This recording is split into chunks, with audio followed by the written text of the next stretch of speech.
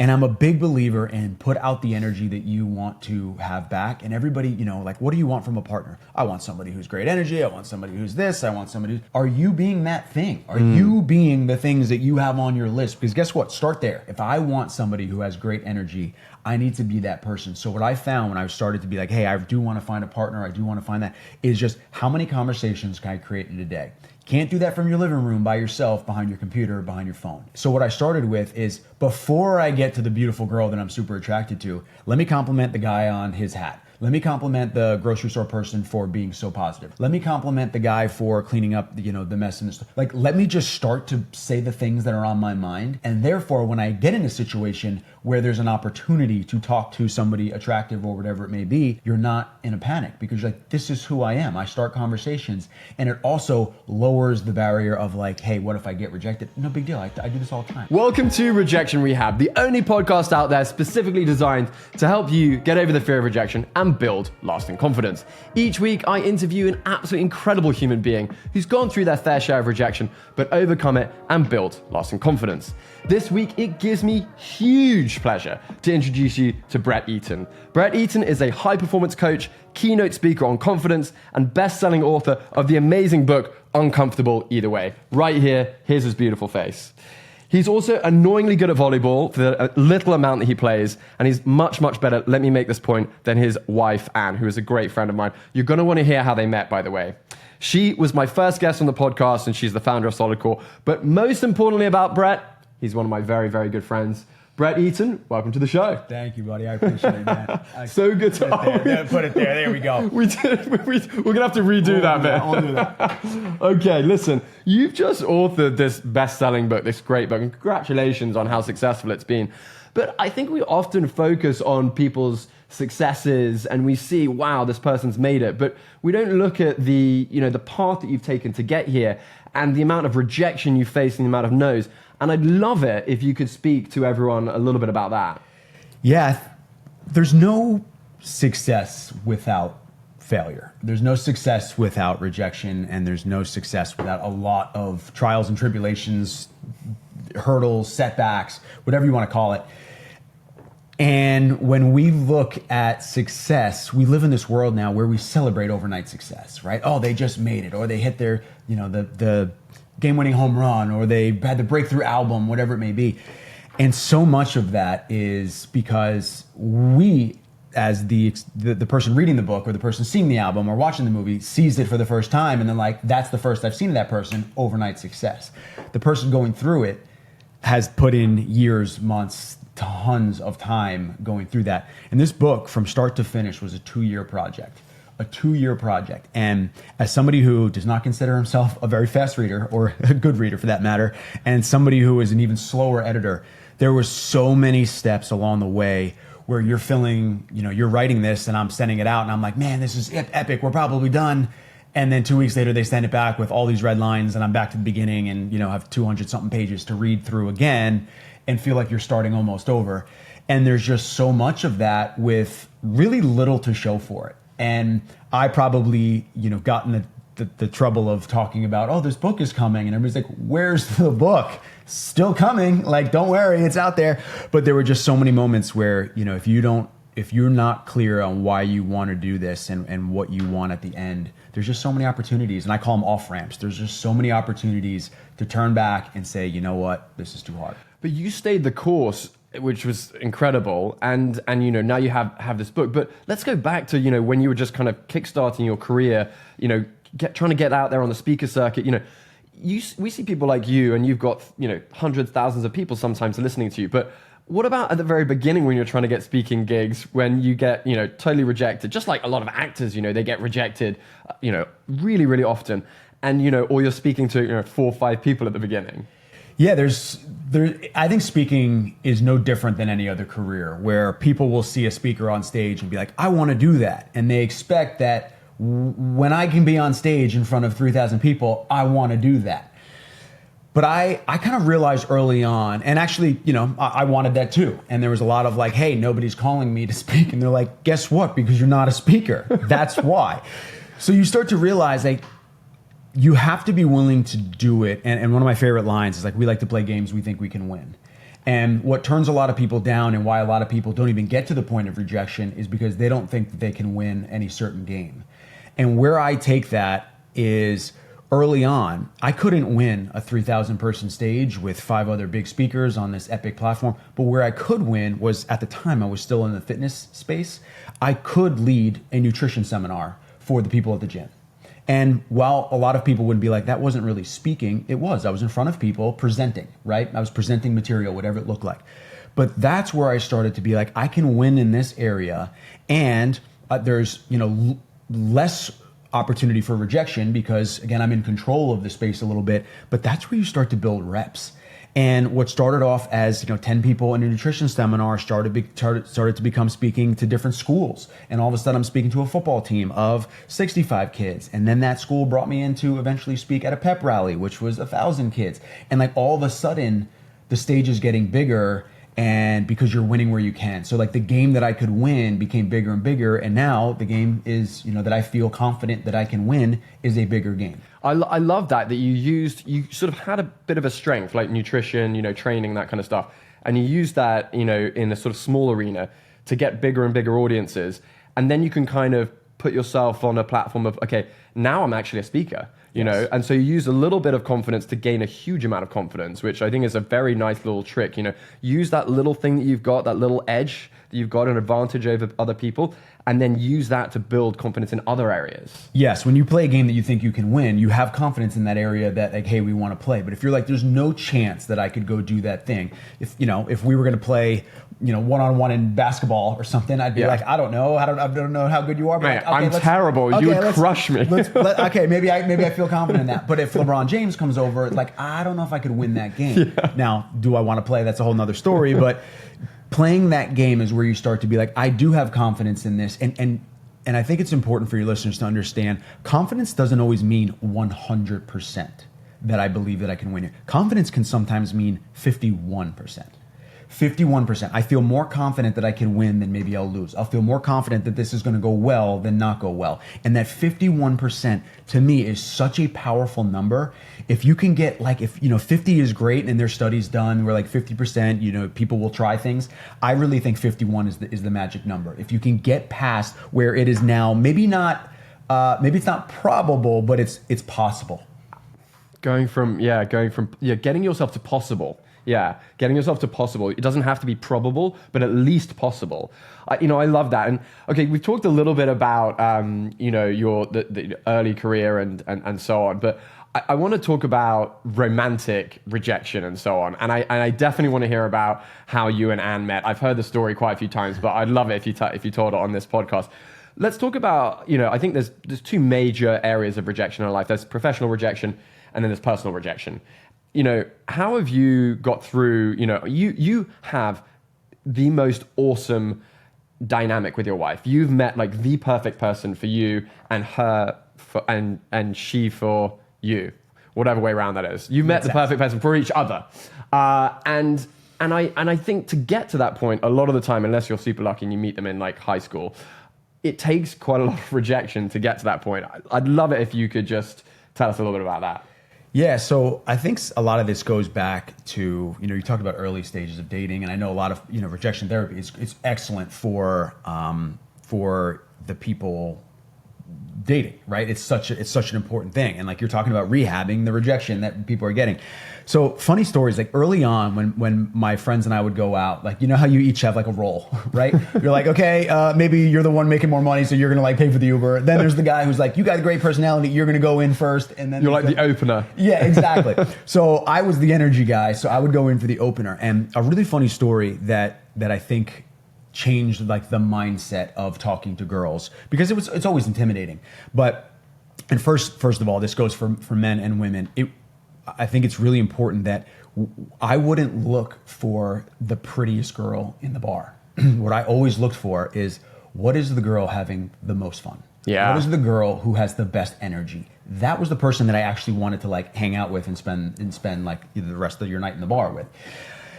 But what would happen is I remember going up to this girl, right? I was oh, she's so great, she's beautiful and all this stuff. And I go in and I get shot down hard.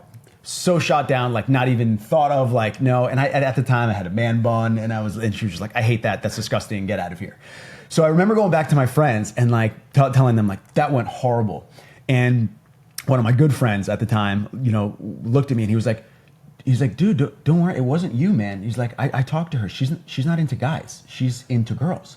And I was like, oh, that's amazing. Like, I was like, how do you know that? And he goes, I don't. I'm completely lying to you. You're an idiot. She obviously doesn't like you. And we had the best laugh over that. So what we would do from that point on is anytime somebody got rejected, like, oh, don't worry, man. Definitely lesbian. Definitely, don't worry. It's not like she's not even into you. Yeah. And we'd have a big laugh about it, and it wouldn't feel so personal. Yeah. And I think that in any setting, not attaching your identity to I was rejected, and I've worked with clients and stuff who have gone through divorce, and I really try to change their language from like, I'm divorced. No, you went through a divorce. If you say I'm divorced, it almost feels like this scarlet letter that you now carry around for the rest of your life, which just, I think, emphasizes the idea of some sort of rejection or something not going well. So I was coming out of a breakup, and the breakup that I went through, I had moved across the country with this girl, and I thought we were gonna, I thought it was gonna be it, and went through a breakup where even though I realized, now it needed to happen, it was devastating, and it really kind of killed a lot of confidence, not only for me personal, not only relationship wise, but also in my business, because I was trying to, start this entrepreneurial journey. She didn't really understand. There was some conflict there of like the sacrifice that is needed to really make it. And so anyway, I'm kind of picking up the pieces. And what was really helpful when I met my wife, because we knew of each other, we had both lived in the DC area for a while. And when we met, I knew that she was very successful. I knew her name had come up a lot. We hadn't met in person, but I knew that she was very successful. But at that time, going through that breakup, I wasn't really in a place where I was open to a relationship, but I wasn't like, this needs to work. And weirdly enough, I think that was the absolute best thing that could have happened to both of us, because she was also coming out of I think an engagement that she called off, and then we had met. And weirdly enough, we went up to California after we had done a couple coaching calls together, believe it or not. She was offering coaching and I took advantage, and all of a sudden, a couple calls later, she was coming out to California and we were going to meet up in person. Wait, let's not skip over this. Let's talk about the fact that you met on a coaching call, yes, and then she converted that into a date. She converted that into a date. She went from business to pleasure quite quickly. So I'm here spilling my whole life. Like, hey, I went through this breakup. This is where my business is. Everything around me is crumbling. And 4 calls later, she's like, so can we start flirting now? And here I am being like, did you give me any good advice? Or like, was there any actual value here? Ended up, she did give me some good advice, but a couple weeks later, we were pretty much talking nonstop. Now we meet in person for the first time. It ends up being our first date. And weirdly enough, we spent that weekend together up in California. And what I think was so magical about it was that I was in this place where I didn't feel like I needed to impress anybody because I didn't really need anything. And in that first weekend, I was very much like, not in like interview style, but very much over the weekend, I was kind of like, this is what I bring to the table. This is, the things I'm still working on. These are the things that I want from a relationship. These, I don't know if you bring them, but this is great. This is what I'm looking for. And it was kind of just like, it was all out there. And she did very much the same, and was weirdly enough, it was the first time I had ever gone on a 3-day first date. Yeah. Intense. Which is intense, but at the same time, it sped the learning curve up of like who we were. And by day 2, like we didn't even, like the second date is so much easier than the first date, right? Yeah. Your guard is down. You don't feel like you have to be all these things. And with her, it was just very much like we both laid it out. And I was kind of like, if this doesn't work, I'm totally fine. Yeah. But because of that, I didn't feel like I had to impress this woman. I didn't feel like I had to overly be somebody I wasn't. And because of that, it was like this magical start to our relationship. And over the first 90 days, because we were cross country, we did long distance for like the first 6 months.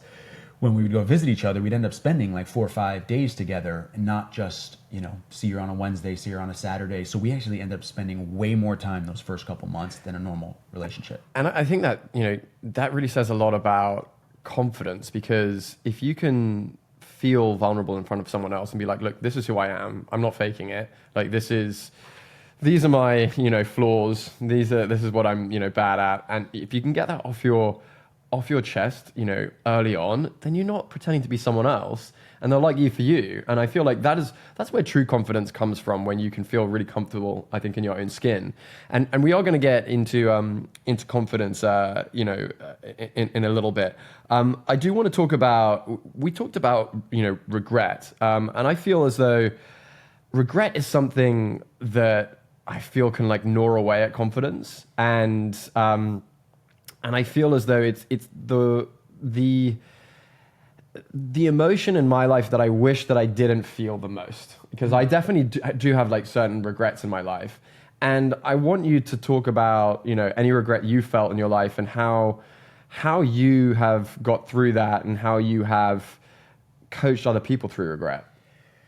Yeah, a big piece of the book talks about, we talk about the uncomfortable either way, and a lot of people will say, that's about risk, right? What are you willing to risk? And I really want to change people's mind and really change the reader's mind around not necessarily trying to reduce risk, but trying to reduce regret in your life. And if you approach life from this, I want to reduce the amount of regrets in my life, it really opens up the door and makes some of these discomforts in our life more inviting.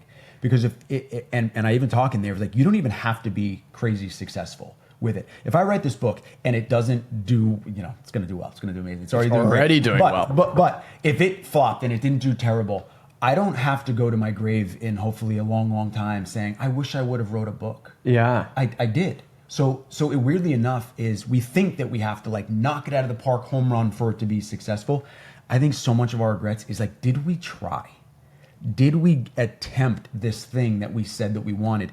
And weirdly enough, I don't think that book would exist, at least not yet, if a friend sitting around, one night just asked like a deep question for all of us. One of my favorite things is deep conversations. We get into those of, if you knew you had 1 year left to live, what would be any of your biggest regrets? And, I gave it the space that question really deserved. And like personally, I remember thinking like, I feel very proud of the way I've lived. Like, I feel like I've been a good friend. I've hopefully been a good son. Like, I've showed up for the people in my life, and I think I've tried my best in that category.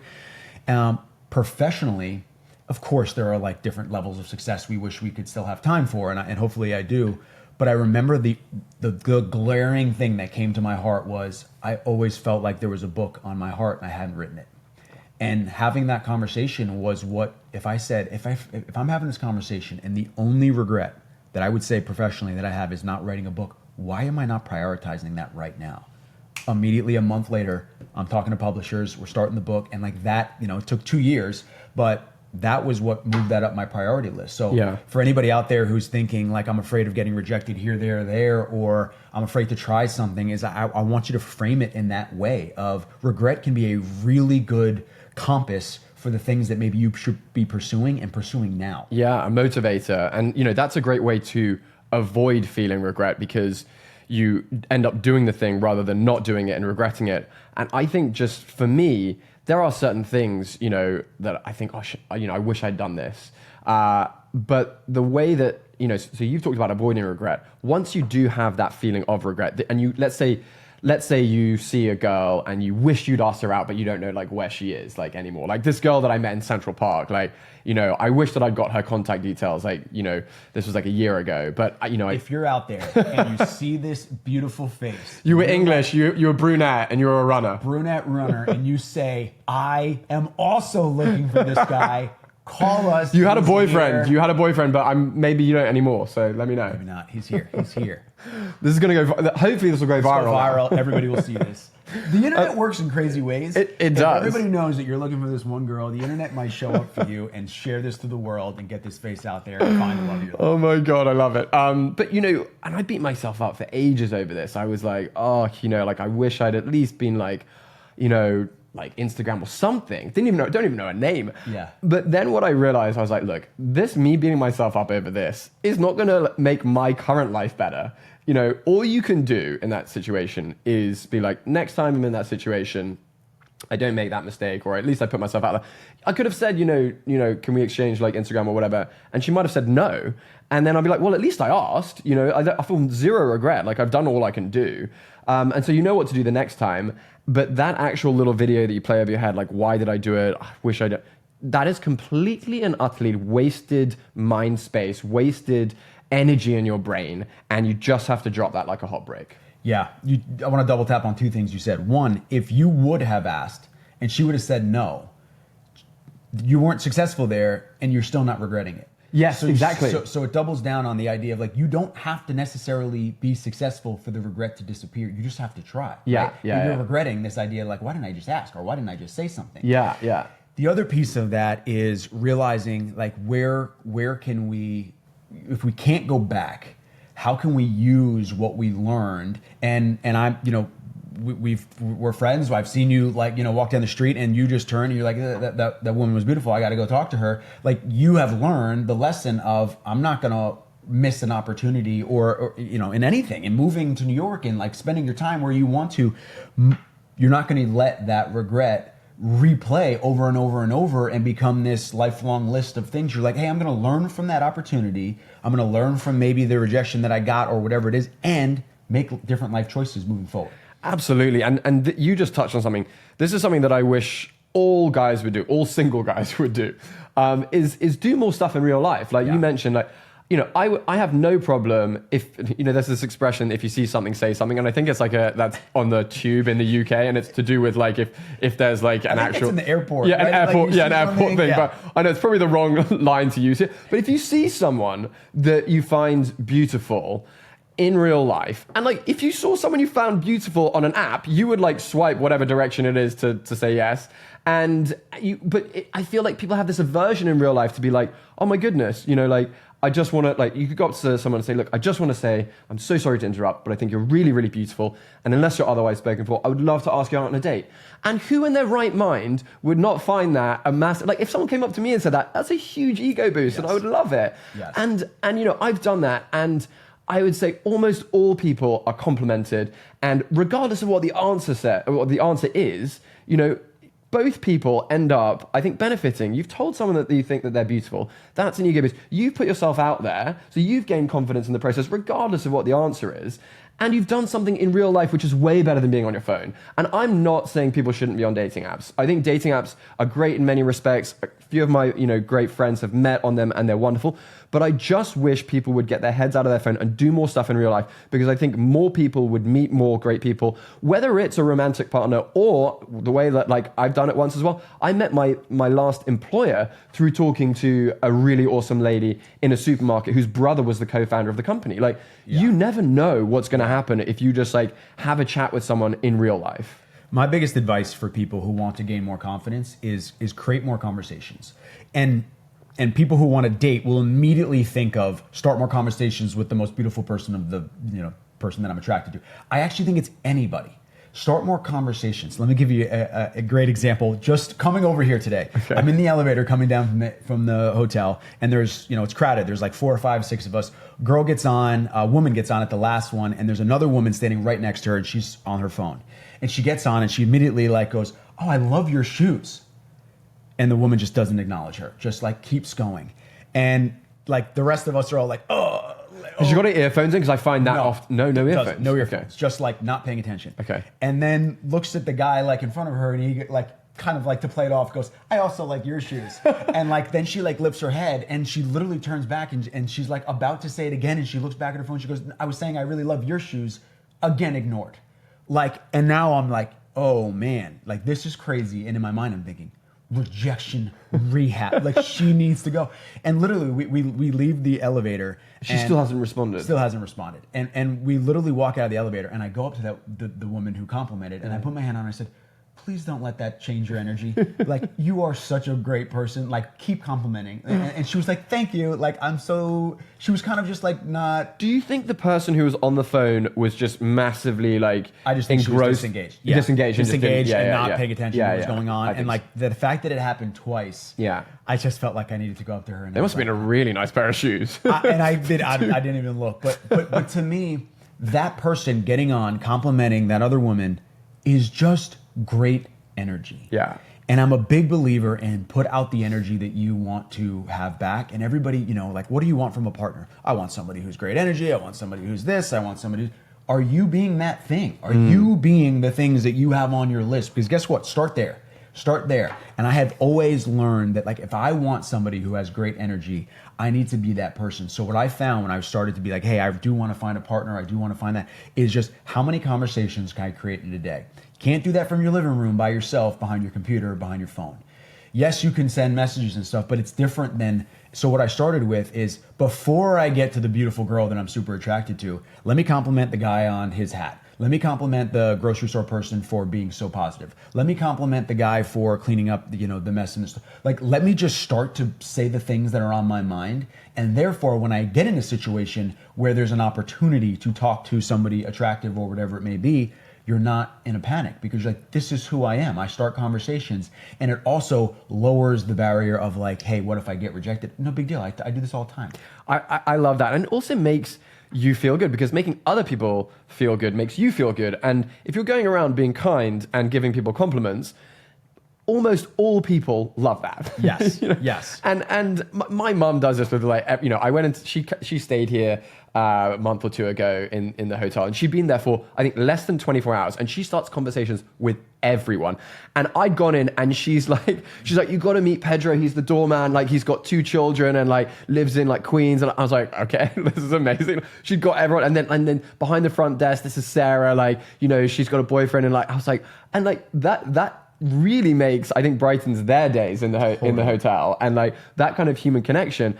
And I just, I think I learned a lot from her. But if you don't have like a role model like that to look to, then I think you do have to just kind of start small. And, if you're afraid to, start a random conversation, I say like, first thing is just like walking down the street, just making eye contact and smiling. Like you can start like little things where you don't even have to like start but eventually you can kind of like get yourself up to the point where you start random conversations if you're very, very nervous. Yeah, it's a skill. It's a skill that you have to practice. And starting conversations is no different than being a public speaker, than writing. You have to adopt the energy of that person. And the same thing back to writing is like, you don't become an author the day the book comes out. You become an author the day you decide, I'm going to start writing every day. Yeah. I'm going to write every day, right? You become a podcast person the day you like start setting things up and you start saying this is the topic that I want, and the host and the glasses and the mugs and the shirt. Like, that's when you start to embody it. So I'm a big believer in, I'm the type of person who, and if you can fill in that blank with something that you want or something that you want to become,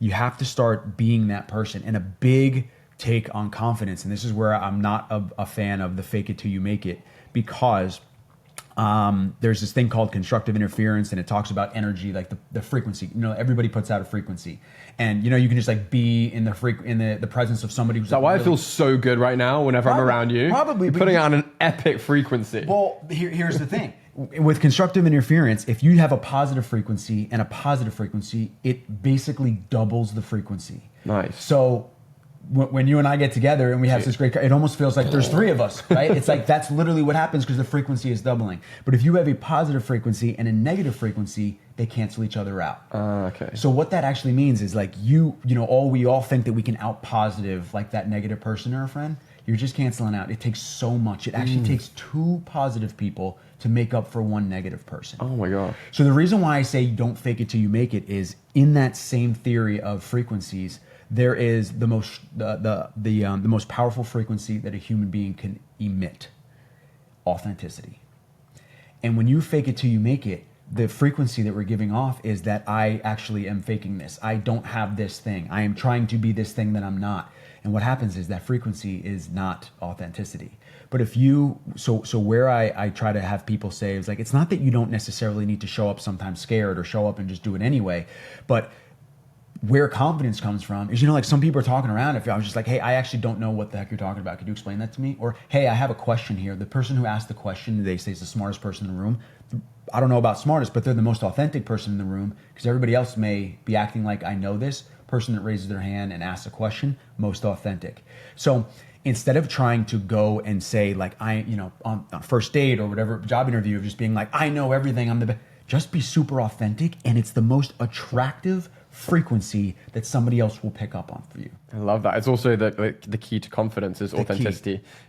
Feeling comfortable in your own skin, knowing your limitations and stuff. Being confident isn't being the best at everything. Being confident is knowing who you are and being okay with it and knowing your faults and all that stuff.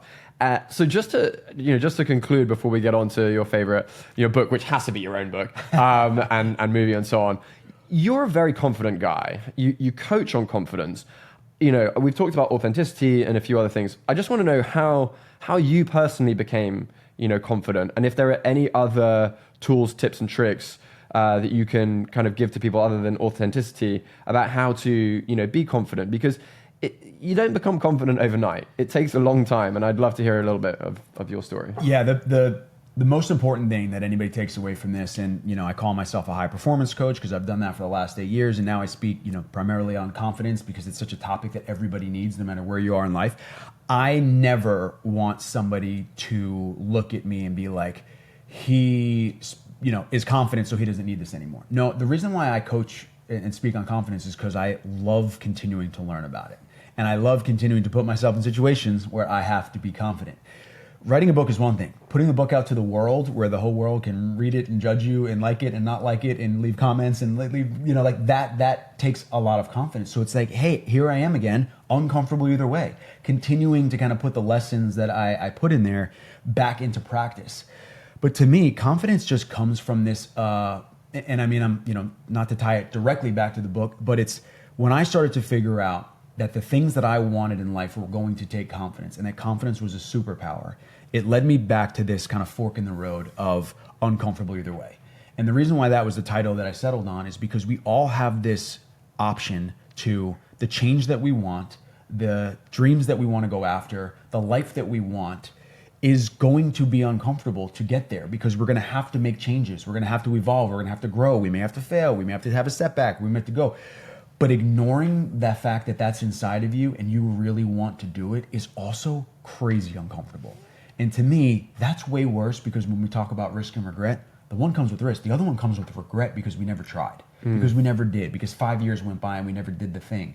So to me, confidence is this thing that I am continuing to try to learn and continuing to put myself in situations where I have to grow and I have to evolve and I have to get uncomfortable. And speaking on a bigger stage is uncomfortable. Writing a book, putting that out there is uncomfortable. So I just try to keep practicing what I preach. And when I became a coach, I always said, if I ever stop, becoming my own student, I'm going to stop coaching because that's a sign that I no longer belong in this profession. Lifelong learning. I mean, it's the same with, I went to med school and, doctors, they're lifelong students. Yeah. And I feel like you'll always be honing your skill in any career. And in any character trait or confidence and so on, you'll always be wanting to improve. And if you're not improving, then you'll lose it, and other people will, I think, kind of outpace you.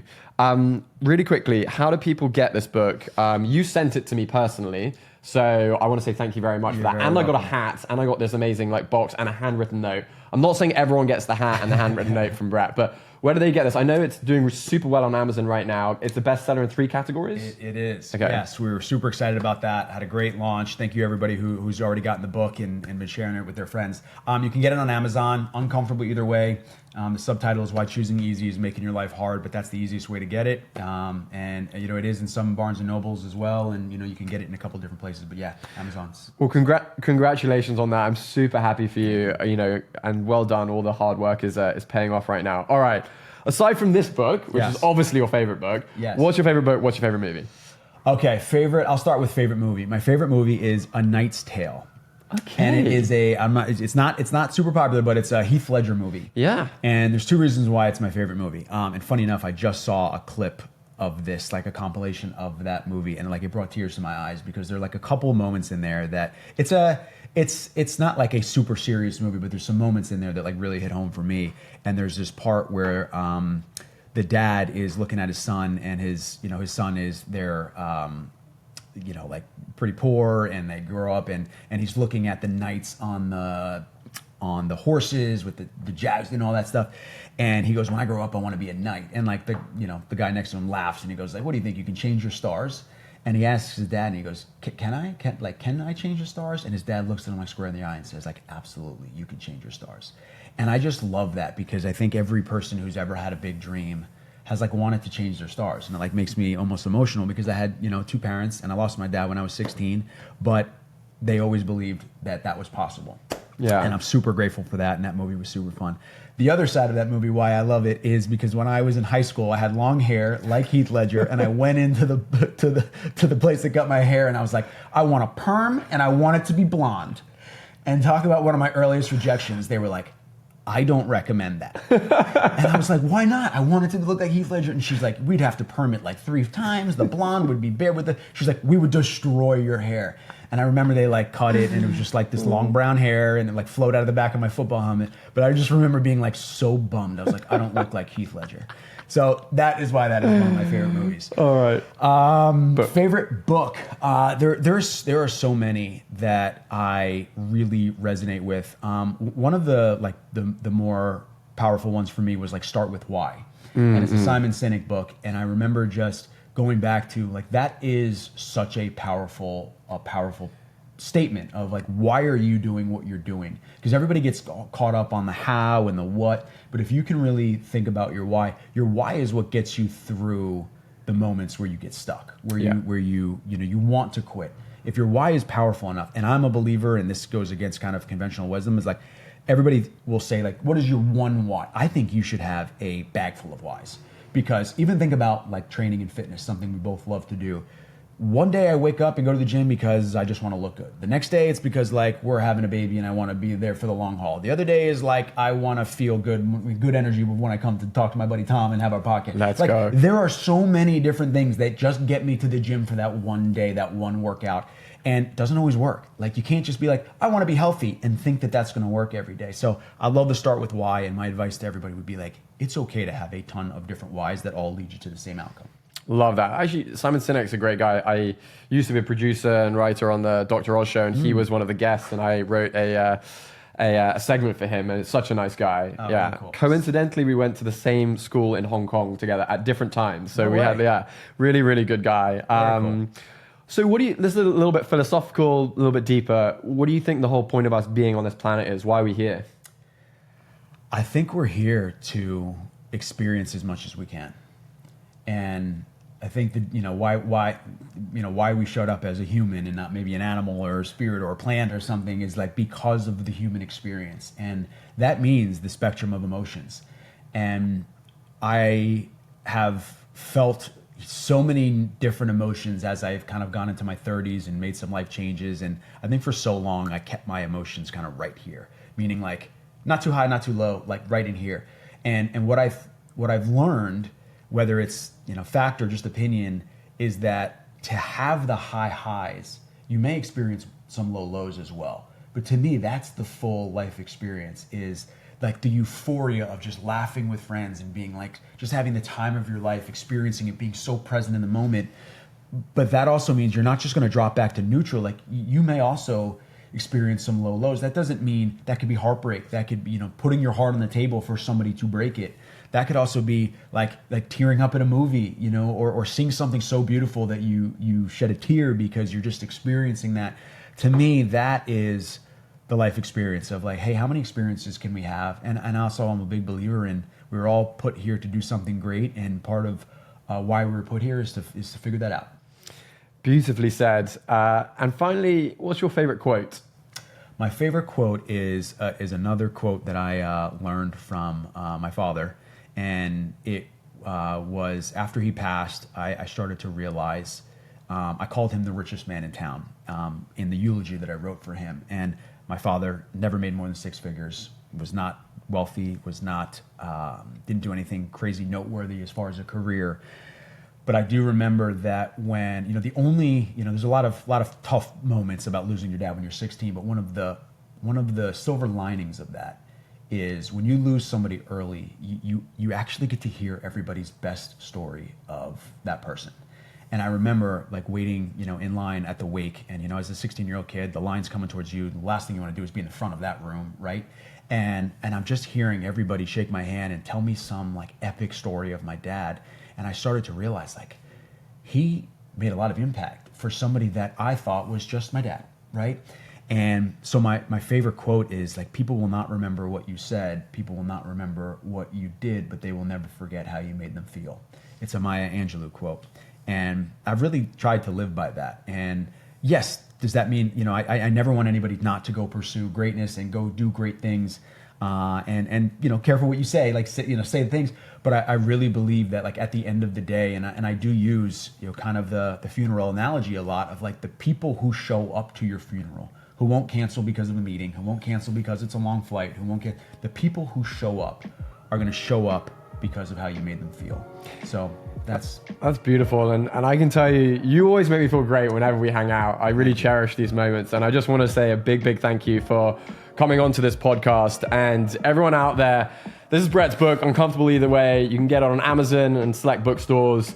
Thank you so much. It's been an absolute pleasure. Let's get the handshake right at the end. Thank you, Thanks, Brett. Everybody, ladies and gentlemen, Brett Eaton. Let's go.